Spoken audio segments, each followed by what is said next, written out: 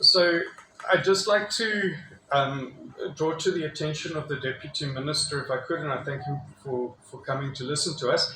Firstly, that the chair of the current CRL Commission was also the chair in the period 2015 through 2018, where there was the same set of controversies and the same proposals. And at that time, she brought these proposals to Parliament, the COGTA committee, and she put up a slide and she verbally said that she had the support of a group of Christian organizations. Those same organizations then contradicted her at that meeting and said that they did not support these things. So it seems as if she spoke to them and then assumed that they supported her.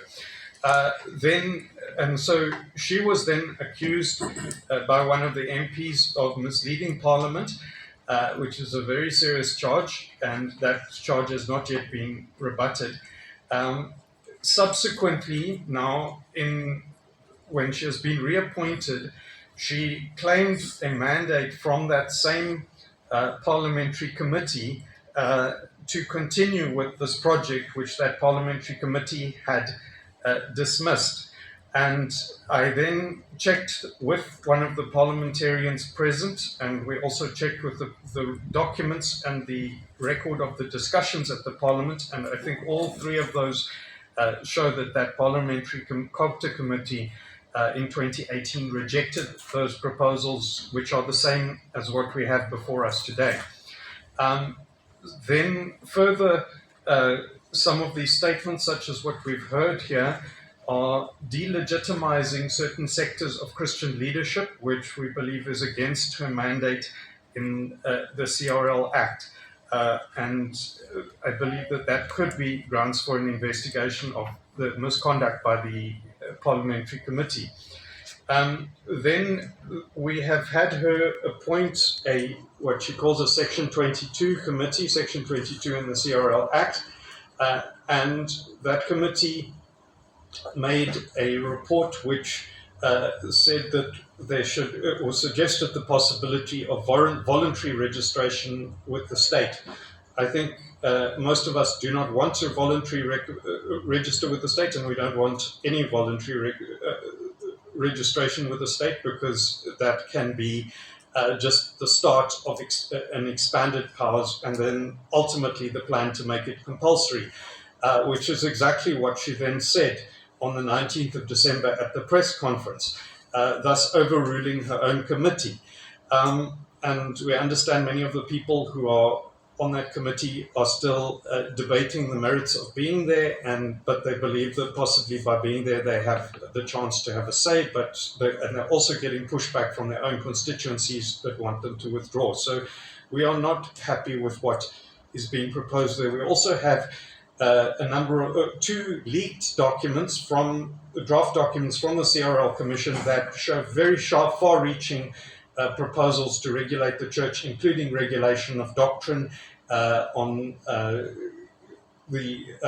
calling and investigating pastors, and having disciplinary action against this. All of this is completely contrary to the instructions that the Bible gives to the government of the church. We have three main scriptures that speak on the governance of the church, and each of those three main scriptures, Matthew 18, 1 Timothy 3, and 1 Corinthians 5 and 6, say that only Christian believers may govern the church.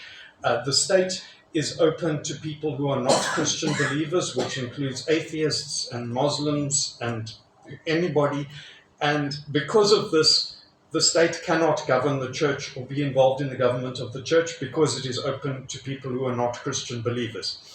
In terms of our position, in terms of the laws of the country, we as Christians and Christian organizations are happy to abide by the laws of the country that are generally applicable to anybody regardless of religion, and we do this all the time. We obey the laws of the road, the town planning laws, the noise regulations.